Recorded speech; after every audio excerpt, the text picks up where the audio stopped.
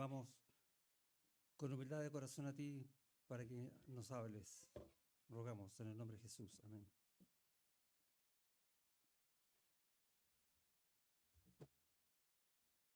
Estamos siguiendo una serie que se llama, ¿cómo se llama?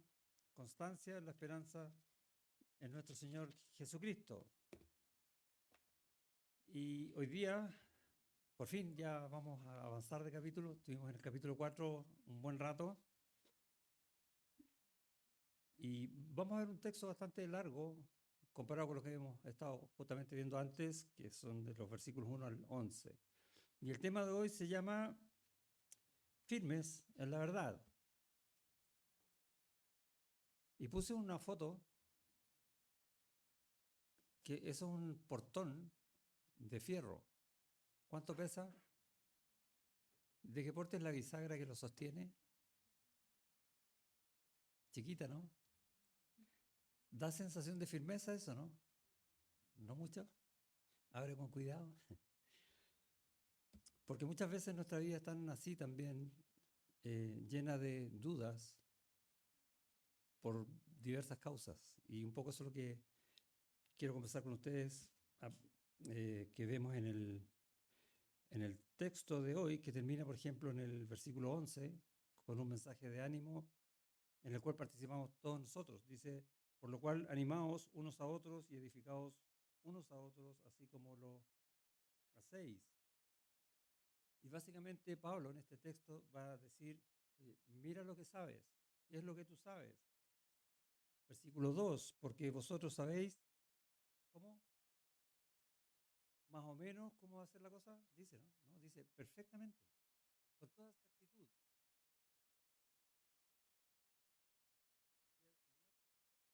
No se sabe cuándo es. Eso sabemos, ¿no? Pero sabemos también por qué y qué va a suceder. Y no solamente va a decir, mira lo que sabes, sino también te va a decir, mira dónde estás. ¿Dónde estás parado hoy? Y el versículo 4, mas vosotros hermanos no estáis en tinieblas. Versículo 5, porque todos vosotros sois hijos de luz. Y la idea, la referencia hijos de luz, básicamente nos está diciendo, ustedes son luz. Sabemos dónde estamos. Y no solamente mira lo que sabes, no solamente mira dónde estás, sino también mira lo que debes hacer. Versículo 8, pero nosotros que somos del día, seamos sobrios.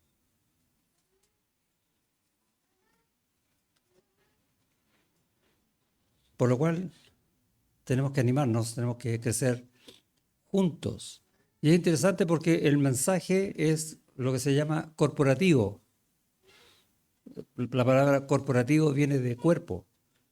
Es para el cuerpo, no es para ti. Es para ti y el hermano que tienes al lado. Todos juntos. Es un mensaje para la iglesia. No es un mensaje para que yo lo viva hoy y mañana me vaya quizás a dónde a seguir viviéndolo y no sé qué pasa con mis hermanos en la iglesia.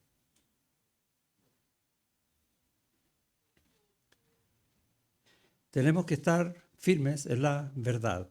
Y la verdad es del Señor y la dice como del Señor. Sin embargo, en el día a día tenemos preocupaciones, ¿sí o no? ¿Alguien tiene preocupaciones hoy día, no? Aparte de mí. ¿Nadie? Oh, quisiera estar con ustedes. A veces, no solo las preocupaciones que nos llevan la mente a cualquier parte, y a veces por mucho tiempo, tanto que a veces ni siquiera nos deja dormir. ¿Le ha pasado eso, no? Me desvelé, pensando que. A veces la falta de estudio de la palabra del Señor o la falta de lectura de la palabra del Señor hace que las otras cosas estén siendo más permanentes en nuestra mente que las cosas del Señor. Y esa es una verdad innegable por mucho que queremos negarla. No sé, yo estoy leyendo la palabra. ¿Cuántas horas al día? Porque si el día tiene 24 horas y la leo 10 minutos, en realidad como porcentaje de todo el día lo estoy leyendo nada. Entonces, mira, no está mal que leas 10 minutos, pero lee varias veces 10 minutos durante el día. Puede ser. o nuestros propios deseos que a veces nos consumen toda nuestra energía porque queremos eso, queremos eso, queremos eso y queremos eso. Y bueno, hay que leer la Biblia, sí, pero espérate, yo quiero hacer eso. Las aflicciones que a veces también nos consumen, nos tocan emocionalmente y solamente a mí me pasan estas desgracias en el mundo y empezamos a victimizarnos porque estamos siendo víctimas de una situación, es verdad, pero a nadie le pasan las cosas que a mí me pasan y nuevamente dejamos de ver lo que hay alrededor nuestro o lo que pasa hoy en día que hay tanta información en este mundo, ¿sí o no? Demasiada información que a veces no sé qué creer y comienzo a dudar. Y cuando yo comienzo a dudar de todas las cosas, meto en eso lo que el Señor dice. Y también comienzo a dudar de, ¿realmente el Señor quiere que yo sirva a la iglesia? O, no sé si a veces se lo han cuestionado porque yo sí, ¿en realidad soy salvo? ¿Le ha pasado, no? ¿Y cuál es mi verdad? ¿Cuál es tu verdad? ¿Es Cristo? ¿Realmente tienes completa fe en Cristo? ¿Es la palabra del Señor? ¿Es esa la verdad? Pues yo puedo decir, no, la palabra del Señor es verdad, pero vivo de acuerdo a otra verdad, la mía. Cuando yo estoy preguntando si es la palabra de Dios tu verdad, es porque si es tu verdad, ¿vives de acuerdo con ella? ¿O mi verdad nace de testimonios de hermanos? Qué lindo lo que le pasó a su hermano. Yo quiero eso. A mí me gustaría ser así como he visto que son otros hermanos. Ejemplos de otros hermanos. Tal vez esa sea una verdad en mi vida. O el pastor, no yo, otro. Otro pastor que sea digno de imitar y yo quiero ser como ese pastor. Y estoy nombrando pura gente pecadora, porque soy pecador, ¿no? Y si te fijas, sin querer queriendo, partí con Cristo, que es perfecto, y estoy siguiendo ejemplos de gente que no es perfecta, pero para mí son válidos. ¿Es esa mi verdad? ¿O lo que yo oigo? Mira, no, no hermano, no es así, es asá. ¿O lo que yo veo? Y a veces damos malos ejemplos, pero los damos tan cotidianamente que pensamos que eso que es correcto. Ah, así como se hacen las cosas.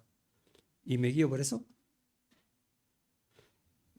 La pregunta básica es, para que mi fe esté firme, esta es la pregunta, ¿de qué me estoy alimentando? Y es lo que Pablo dice aquí. Mira lo que sabes. Comienza, pero acerca de los tiempos y de las ocasiones, y en el idioma original la palabra tiempos y la palabra ocasiones, las dos son tiempos. Pero uno es tiempo, acerca de los tiempos que se tienen que cumplir, tiempo calendario, que está hablando del día del Señor, de la segunda venida, y de las ocasiones, lo que tiene que ocurrir en ese periodo de tiempo. No tenéis necesidad, hermanos, de que yo os escriba. ¿Por qué? Porque ya les enseñó todo eso, ¿no? Vemos en el capítulo 1, en el capítulo 2 de la carta, cómo él dice que él les explicó todo el Evangelio y que creyeron toda la palabra como del Señor. Y Pablo está dando gracias a Dios en oración por eso. Ellos ya saben. No sé qué texto habrá usado para explicárselo, pero está en el Antiguo Testamento. Todo lo que Pablo les enseñó. Y ellos ya saben lo que viene al futuro. Recién leímos nosotros un texto en Zacarías, ¿no? Porque vosotros sabéis perfectamente que el día del Señor vendrá así como ladrón en la noche. Ojo, el día, no el Señor. El Señor no viene como ladrón, Él no es ladrón. El día del Señor viene cuando tú menos lo pienses. Es la segunda venida. Y nosotros sabemos cuál es la fecha, ¿no? El rapto. Eso es lo que marca todo. ¿Y cuándo es el rapto? Bueno, eso no lo sabemos. Eso es lo que sabemos perfectamente. Por lo tanto, como sabemos perfectamente que no sabemos cuál es el día, vivimos hoy con un corazón puesto en Cristo, de tal manera que si es más rato, Él me encuentre sirviendo de corazón, firme en su palabra. A eso se refiere Pablo cuando dice, ustedes saben. Y que cuando digan, versículo 3, paz y seguridad, o sea, cuando el mundo diga lo que quiere decir, entonces vendrá sobre ellos destrucción repentina como los dolores a la mujer encinta y no escaparán. O sea, el mundo que cree que la cosa no es cierta, que aquí no va a pasar nada, no va a hacer caso de los dolores de parto que conversábamos en la mañana en la escuela dominical, ¿recuerda? Los dolores de parto son porque van a ser un bebé. Va a ocurrir algo, un nacimiento. Bueno, aquí los dolores de parto, la guerra, las hambrunas, las enfermedades, todo eso, es porque va a venir un tiempo de gran tribulación y la venida del Señor con juicio. Él ya vino una vez a salvar. Hoy día tú estás en el tiempo de la salvación. Aférrate a Cristo, búscalo de corazón. Pídele que te salve, porque va a venir de nuevo y no sé cuándo. Pero en ese tiempo ya no puedes pedir eso, porque Él te va a juzgar porque no le pediste salvación. Ustedes ya saben, está diciendo Pablo, sabéis perfectamente. Y hay textos que, como les dije, tiene que habérselos enseñado a los hermanos allá en la iglesia en Tesalónica. Por ejemplo, en Daniel capítulo 12, no lo busque, yo se los leo, dice, y muchos de los que duermen, usando la misma figura de muertos que usa aquí en el capítulo 4, y muchos de los que duermen en el polvo de la tierra, ahí se entiende que están muertos, serán despertados, van a ser resucitados en cuerpo, unos para vida eterna y otros para vergüenza y confusión perfecta. Ya saben, ¿qué saben? ¿Cuál es el futuro? ¿Cuál es el futuro? O estás con Cristo o estás en el infierno en condenación perpetua. Y no hay entremedio. O es una o es otra. Es la palabra de Dios la que lo dice. Y Dios mismo, por medio de sus profetas. Ustedes ya saben. El mismo Señor Jesucristo lo dijo predicando en Juan, dice, escudriñad las Escrituras, porque a vosotros os parece que en ellas tenéis la vida eterna. Sí, en ella está. Y ellas son las que dan testimonio de mí.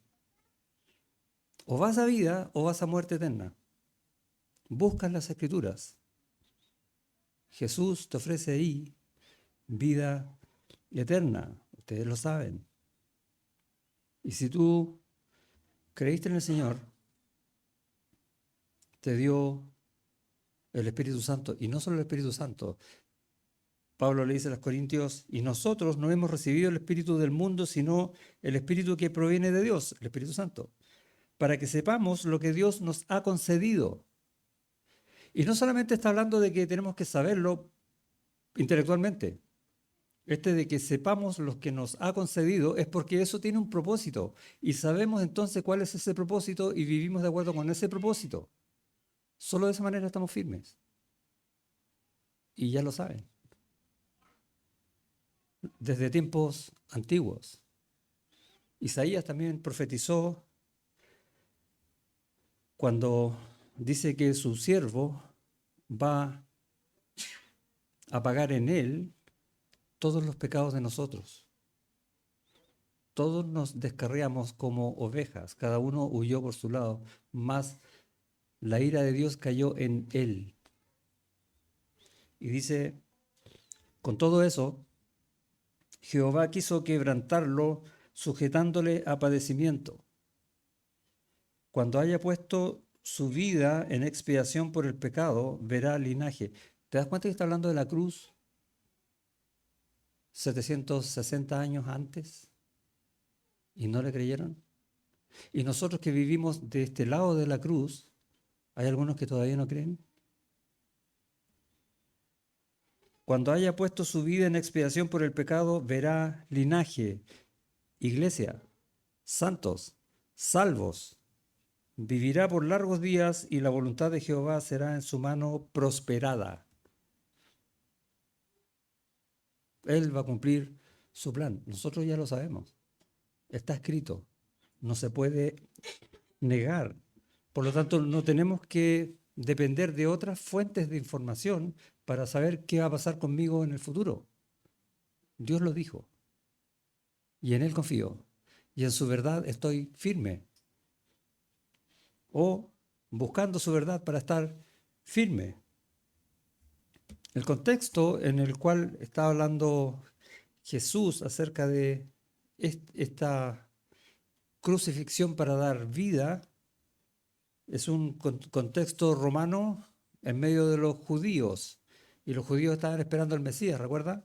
El Mesías que iba a triunfar contra todas las potencias y iba a quedar solamente Israel con su rey para siempre. O sea, fuera los romanos. ¿Y qué pasó? Se murió el Mesías. Y los romanos, ahí estaban. No se les movió un pelo. Es el contexto en el cual sucede la cruz, toda la historia de la redención de la primera venida de Cristo. Y eso, de alguna manera, ayudó a que el pueblo no entendiera las profecías. Conocían las profecías, pero no las entendieron. Nuevamente, ¿de qué te alimentas? ¿Cuál es tu verdad? Y vemos que en ese tiempo, los judíos, que esperaban ansiosamente por años de años de años al Mesías, una vez que tuvieron al Mesías, no lo vieron, porque se estaban alimentando de otras cosas. Y nosotros decimos, estos judíos están mal de la cabeza, ¿sí o no? ¿Cómo, si lo tenían ahí, si vieron los milagros, si escucharon su palabra, no creyeron? Bueno, hazte la pregunta a ti mismo, a tu corazón. Si lo tienes aquí, si tienes su palabra, ¿cómo muchas veces no crees y haces otras cosas? Y vives como si Él no fuera. ¿O no? ¿De qué te alimentas? Y conocemos historias en Lucas 24, vamos a llegar el próximo año a la escuela dominical. Versículo 5 dice, y como tuvieron temor, esto fue cuando Jesús ya murió, ¿se acuerda que lo enterraron, le pusieron una piedra y fueron las mujeres a verlo? Y como tuvieron temor y bajaron el rostro a tierra, les dijeron, ¿por qué buscáis entre los muertos al que vive? No está aquí, sino que ha resucitado. ¿Cómo podían saber eso ellas? Porque Jesús se lo dijo muchas veces antes. Y si se los dijo antes, ¿qué fue lo que escucharon? Aquí estaban prestando atención en su corazón, que no escucharon esas palabras del Señor que son las claves de la vida eterna. Es una buena pregunta, ¿no? Bueno, háztela a ti mismo. ¿Y qué estoy escuchando yo en mi vida cuando el Señor quiere poner algo que es clave para mi vida en Él y yo estoy en otra cosa?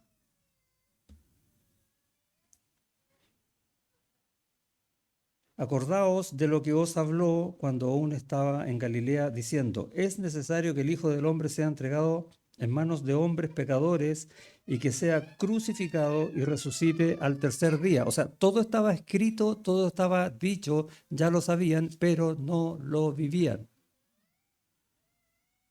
Igual que nosotros, muchas veces. Entonces ellas se acordaron de sus palabras.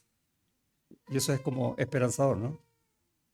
Que nos pase a nosotros lo mismo. ¿Y qué pasó? Tuvieron que ver para creer. Tuvieron que ver la tumba vacía para decir, ah, sí, resucitó. ¿Se acuerdan de Tomás? Nosotros no somos como Tomás, ¿cierto? ¿No? O muchas veces sí. Pero Tomás, uno de los 12 llamado Dídimo, no estaba con ellos cuando Jesús vino. Jesús resucitado se le apareció a los 11. 10, perdón, porque Judas tampoco estaba. 10 porque no estaba Tomás. Y todos quedaron así asombrados. Pasa a vosotros, le dijo el Señor, mostrando sus manos clavadas y su costado, herido por una lanza. Le dijeron pues los otros discípulos, al Señor hemos visto. Él les dijo, si no viere en sus manos la señal de los clavos y metiere mi dedo en el lugar de los clavos y metiere mi mano en su costado, no creeré. Ahora, esa declaración que él hace, voy a llevarla a nuestras propias vidas, uno va a decir, yo nunca la haría, ¿o no? Bueno, probablemente no lo hacemos como declaración en palabras, pero muchas veces lo declaramos con nuestra vida, con nuestros hechos, con nuestro ejemplo. El Señor quiere que yo obedezca su palabra. No lo obedezco. ¿Hasta qué? Hasta que me llegue una prueba. Hasta que el Señor trate con mi vida y me haga pedazos. Y entonces yo diga, Señor, sí, eso necesitaba para entender tu palabra. Bueno, ¿y qué pasó antes? ¿Estamos como Tomás o no? Luego dijo Tomás, a Tomás, cuando aparece Jesús, pon aquí tu dedo y mira mis manos y acerca tu mano y métela en mi costado y no seas incrédulo sino creyente. Casi las mismas palabras que dijo Tomás. Entonces Tomás respondió y dijo, Señor mío y Dios mío. Y esa declaración debiera ser la declaración de nosotros todos los días.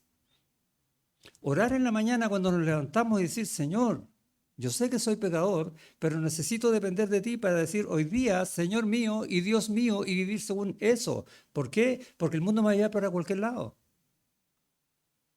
Porque yo no estoy firme. Porque vivo en un mundo de pecado y soy pecador. Y me cuesta creer. Me es más fácil creer las otras cosas, porque están ahí, que creer en las promesas del Señor, que me las va a dar cuando Él quiera, no cuando yo quiero. Pero cree. Entonces Tomás respondió y dijo, Señor mío y Dios mío, y Jesús le dijo, porque me has visto, Tomás, creíste, bienaventurados los que no vieron y creyeron. Y ahí estamos nosotros. Dichosos los que no ven y creen.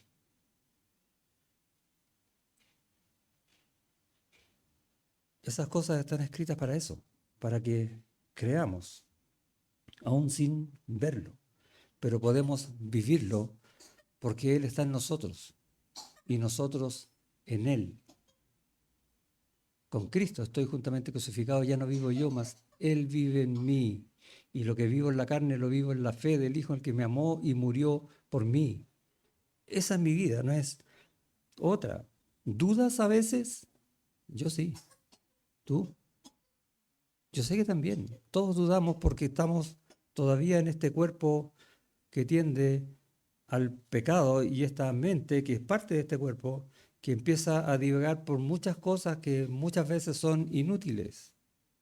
Y tratamos de buscar las respuestas fuera del Señor cuando el Señor es el que nos quiere dar todas las respuestas.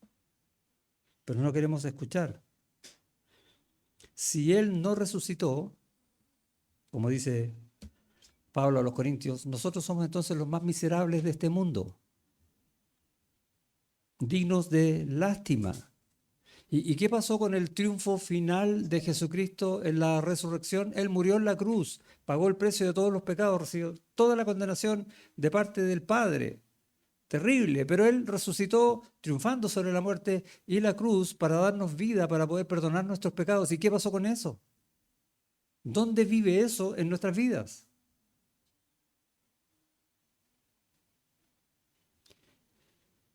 ¿Nos cuesta pedir perdón o no? ¿De qué pecado? Y muchas veces también le he compartido esto. Yo a veces digo, Señor, perdona mis pecados y no me acuerdo de ninguno. Y no porque no he pecado, es porque el pecado me dio lo mismo. No estoy firme, no tengo arrepentimiento y debería vivir de esa manera. ¿Qué pasa con las otras enseñanzas de Cristo en mi vida? ¿Qué pasa con la enseñanza de la vida eterna? Cree en mí y tendrás vida eterna. Gracias. Y ahí, no, la vida eterna la tienes ahora. La vida eterna no es una vida en el futuro, Él te la da ahora. Y ahora vives con Él y vives en Él, para que puedas vivir en comunión con Él y el Espíritu Santo te hable las cosas de Él y empieces a sentir todas las verdades como las siente Él. como las ve Él, y puedas ver las cosas con los ojos de Dios. Esa es la verdad de la vida eterna. No es, qué rico voy a estar en el cielo. ¿Qué pasa con la enseñanza sobre el poder divino? Que Dios tiene poder para todo, porque para Dios no hay nada imposible. Y a veces tomamos esa enseñanza y lo usamos a nuestro favor, porque yo tengo un problema. Señor, soluciona este problema porque para ti no hay nada imposible. ¿Estoy pensando en el Señor o no? No, estoy pensando en mí. Es mi problema. Y necesito que me lo solucione. No lo digo de esa manera, lo voy a decir una cosa un poco más que suene parecido a la Biblia, ¿no? Señor, atiende mi necesidad, voy a ponerme como salmista. Pero en mi corazón yo sé que estoy pidiendo, Señor, haz esto porque yo lo necesito. Y el Señor dice, mira, no es eso lo que yo quiero, no me importa un comino, lo que tú quieras, yo lo necesito. Estoy exagerando la nota para que se vea. ¿Qué pasó con esa enseñanza del poder de Dios? ¿Acaso Dios no tiene poder para cambiar tu carácter? ¿Para cambiar tu entendimiento de las cosas? ¿Tiene ese poder o no? Pero como que no anda mucho. Pablo está diciendo, oye, ustedes saben las cosas perfectamente. ¿Otras enseñanzas?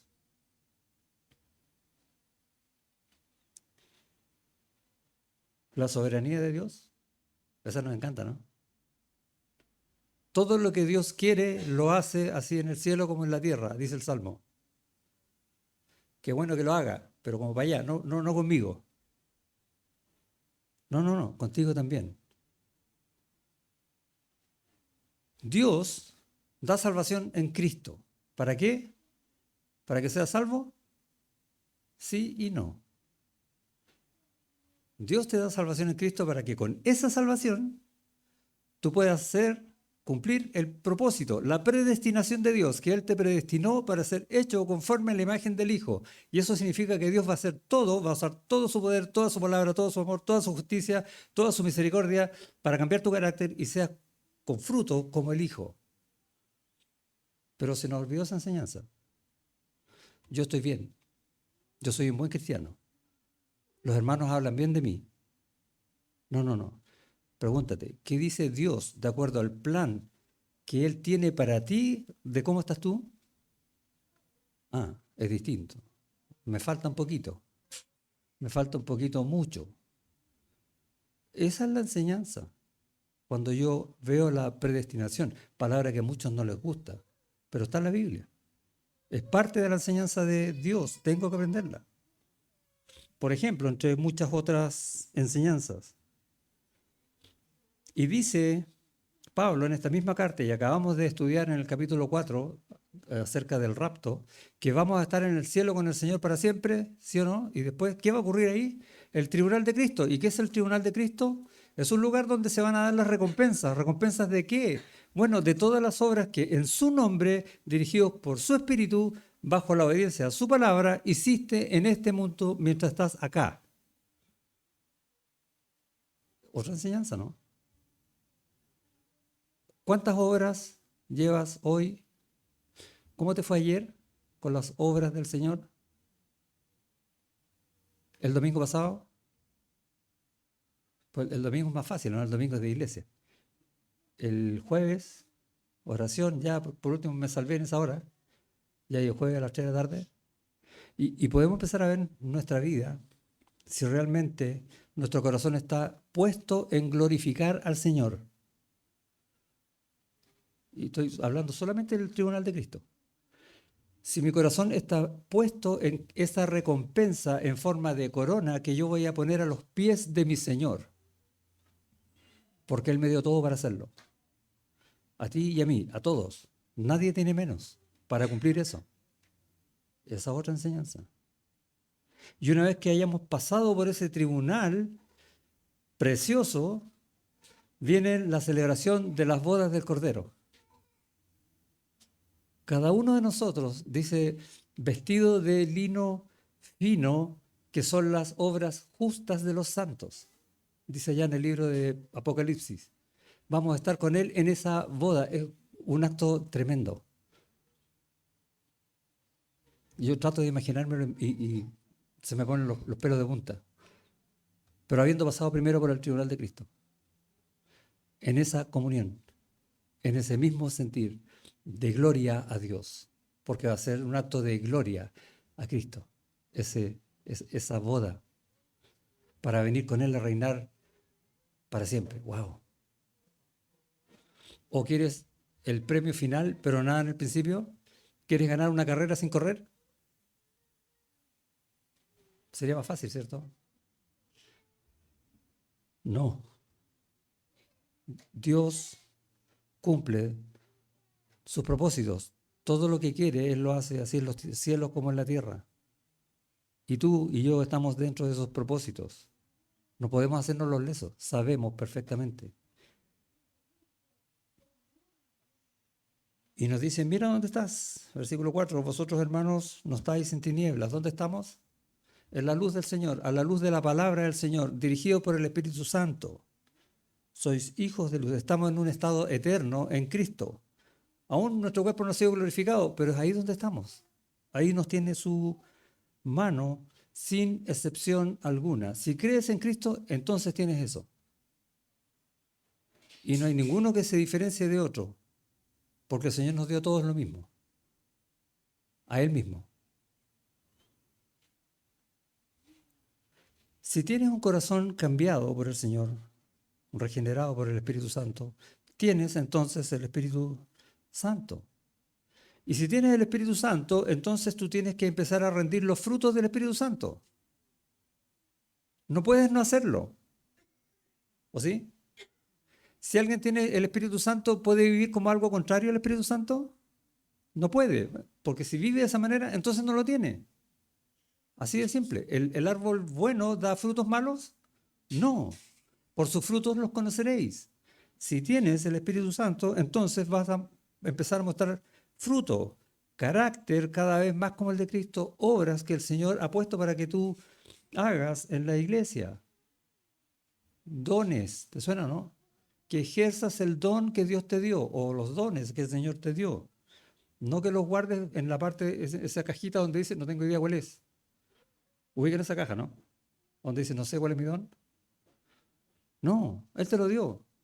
Tienes que averiguar cuál es. Bueno, ¿y cómo lo averiguo? Sirviendo. Así de simple. Al menos lucha por ser fiel y obedecer la palabra del Señor. Yo sé que cuesta. A mí me cuesta. No es fácil. Vuelvo al principio. Muchas veces vamos a estar con muchas dudas. No sabemos qué es lo correcto, qué es lo incorrecto, qué seguir, qué no seguir, porque nos va a pasar. Pero anda la palabra del Señor y la palabra del Señor te ordena. Y obedece lo que dice. No, no pienses que lindo lo que dice ahí para no hacerlo. No, es que fuerte lo que dice ahí. Tengo que hacerlo. Y Señor, ayúdame, porque yo solo no puedo. Porque si lo hago yo solo, entonces no es obra del Señor. Es una copia. No, yo no quiero ser copia, quiero ser fiel. Ya no más corrupción moral. Y básicamente es lo que está diciendo. Mas vosotros, hermanos, no estáis en tinieblas, no estáis en esta corrupción moral que tienen los incrédulos, que están muertos en sus delitos y pecados. Porque vosotros sois hijos de luz, hijos del día, no somos de la noche ni de las tinieblas. Vuelve a repetir. No, no más pecado, no ocultes las cosas como que nadie te va a pillar. Dios sabe todo. Yo tengo cosas que prefiero no decir a la iglesia porque son pecados, o porque la iglesia me va a decir, hermano, estás en pecado. Y cada uno sabe de qué estoy hablando. Vimos en el retiro, eh, en uno de los talleres, lo que debe o no debe hacer el cristiano, recuerda, ¿no? Y ver, por ejemplo, mi relación con la autoridad de gobierno. Y yo puedo desobedecer las leyes, saltarme los discos pares. Eh, Tengo un testimonio de una familia, un matrimonio, ellos están en España, un matrimonio chileno, que Él llegó allá muchos años atrás porque lo invitaron a trabajar y en el trabajo que le ofrecieron, todavía a estas fechas estaba trabajando allá, estaba muy contento por eso, pero la esposa fue así nomás. Uno puede entrar con el pasaporte, pero resulta que para vivir ahí tienes que tener una visa de residencia, que no la tenía. Y tuvieron que sufrir estos hermanos el tener que separarse como matrimonio por mucho tiempo por causa de ese incumplimiento legal. Hoy día, gracias a Dios, solucionaron todos los problemas, ella también está trabajando, le ha ido muy bien, pero hubo un tiempo en que por esconder algo que no tienen por qué saberlo porque igual estamos yendo a la iglesia y estamos cumpliendo con las cosas del Señor, pero ocultó esto de no estar con los papeles al día en otro país, tuvo que sufrir las consecuencias. Dios sabe todo, a Él no le puede ocultar nada. A mí sí, pero al Señor no. Fue un lindo testimonio que nos recuerda eso. Nosotros vivimos en el día, no en la oscuridad, por lo tanto, no tratemos de buscar en la oscuridad cómo esconder las cosas. Saquemos todas a la luz. Tengo problemas, necesito ayuda, ahí está la iglesia y me ayuda, me reconcilia, me restaura. Esa es la vida del creyente, no ocultar.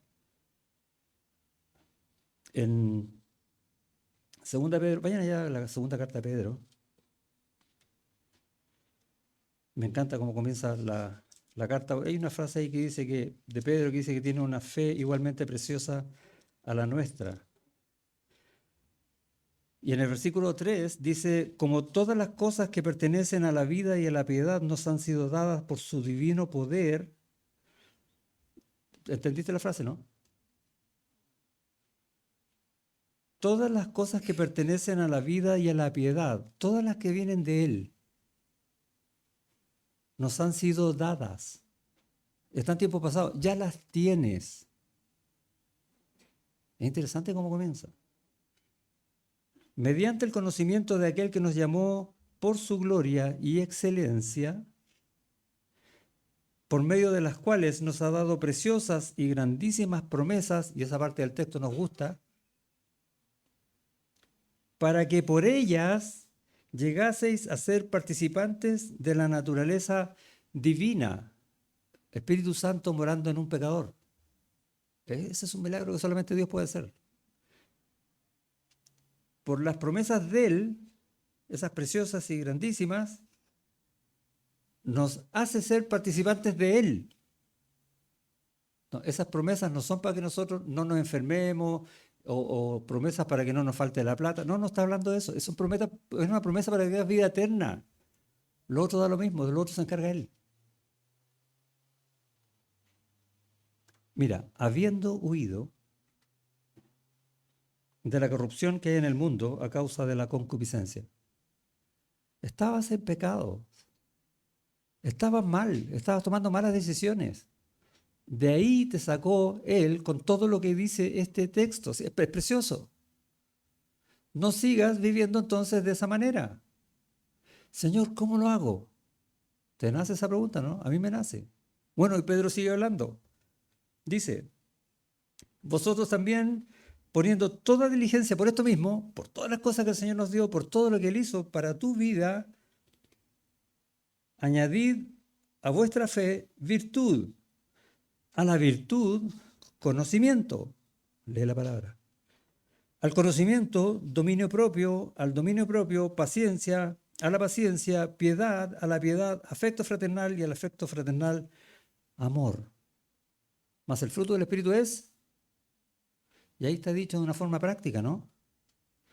Señor, no puedo, bueno, pídeme, yo te daré. Paso a paso, crece en estas cosas porque ya las tienes. Toda bendición espiritual te ha sido dada a los lugares celestiales en Cristo. Ya las tienes. Por lo tanto, lo único que te queda por hacer es tomar un compromiso de vida con Él. ¿Quieres ser firme en la verdad? Comprométete con el Señor para eso. Él te va a ayudar. Tú solo no puedes. No creas que puedes. No te engañes. Señor, ayúdame, porque yo no puedo. Y Él lo va a hacer. Lo está diciendo la carta de Pedro. Y Pablo lo dice en muchas otras cartas y lo está también de alguna manera aconsejando a los tesalonicenses. tenemos que tener un nivel de compromiso con el Señor, o dicho de otra manera, consagrar cada aspecto de nuestra vida. Ponerlo en sus manos, Señor, esto es tuyo y yo quiero vivir de acuerdo con eso. Ser hijo de luz es más que andar en la luz. Es ser luz en medio de las tinieblas. Y muchas veces cuando digo esa frase pensamos en el mundo, ¿no? Que sí, es verdad, tenemos que ser luz en el mundo, pero tenemos que ser luz también en nuestras propias tinieblas, donde quiero esconder las cosas, donde tengo esos pecados que nadie sabe. También ahí, partamos por ahí. Y eso es lo que me da, primero, firmeza en la verdad, y luego, por esa firmeza, aunque yo no lo quiera, voy a dar testimonio de esa firmeza en la verdad. Va a salir solo. Y voy a tener mucho cuidado entonces de las cosas que oigo, de las ideologías que están invadiendo el mundo, y voy a comenzar a actuar entonces con sabiduría, que es exactamente lo contrario. Poner en mi vida primero la Biblia, primero las Escrituras, todos los consejos de Dios para mí.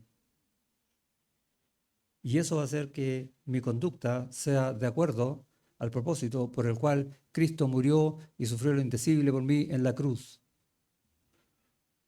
Porque para eso lo hizo el Señor. No para tener un montón de salvos.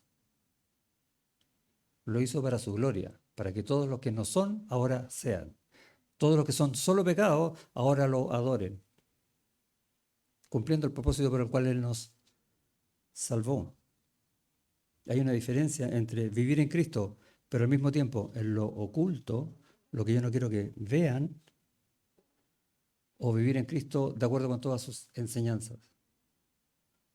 Si tu pie te es ocasión de caer, lo sana, ¿no? Esa es la idea. ¿Es duro?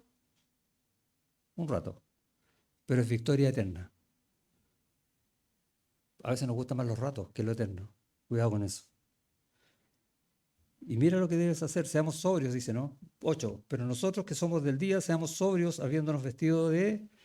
Y acá, no sé si les llama la atención lo que dice, mira, habiéndonos vestido de la coraza de la fe y de amor, y con la esperanza de salvación como yelmo. ¿Les suenan esas tres cosas, no? Primero a los Tesalonicenses capítulo 1, versículo 3. Cuando Pablo está dando gracias a Dios en oración por los hermanos, dice, acordándonos sin cesar, delante del Dios y Padre nuestro, de la obra de vuestra fe, del trabajo de vuestro amor y de vuestra constancia en la esperanza en nuestro Señor Jesucristo. ¿No es lo mismo? Está hablando de las evidencias de los cristianos de esa iglesia. Fe, amor y esperanza. Eso es lo que debe mostrar la iglesia. O dicho de otra manera, eso es lo que debes mostrar tú en tu vida. Pero porque tú lo estás mostrando también la iglesia. Por eso le dije que esto es corporativo, no es de uno solo. Es el cuerpo de Cristo el que funciona como Cristo. Y si yo no estoy, entonces hago que el cuerpo de Cristo no funcione como Cristo lo diseñó. Nadie está aquí porque quiso venir. Todos estamos aquí porque Cristo puso en nuestro corazón el querer venir. Es obra de Él. Nunca olvidemos eso.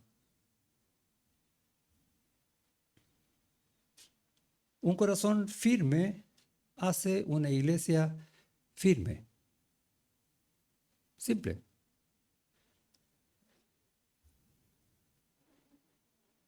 En Efesios 4 va a hablar del propósito de la iglesia de hasta que todos crezcamos a la estatura de un varón perfecto, ¿recuerda, no? Ese es el propósito de Cristo en su iglesia. Por eso Él pone pastores y maestros y evangelistas. Eso es lo que Él quiere.